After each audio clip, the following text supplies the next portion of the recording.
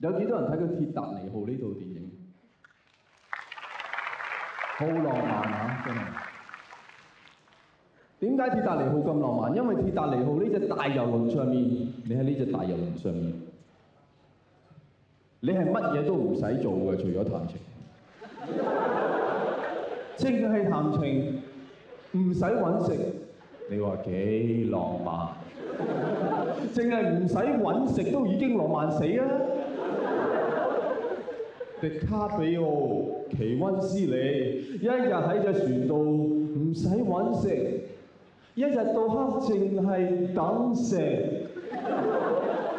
所以鐵達尼號原本有另一個戲名就叫做《一段等食的愛情》。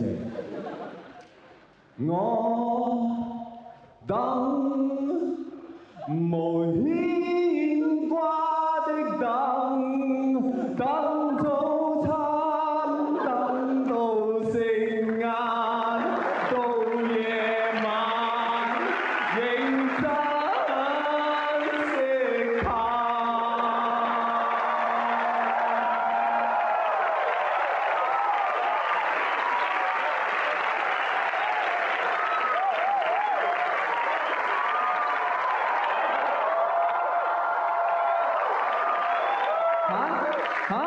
又開飯啊！又開飯啊 ！I'm the king of the world。Encore 幾浪漫啊！真係一聽到呢個浪漫，又冇辦法嘅，係自然反應嘅。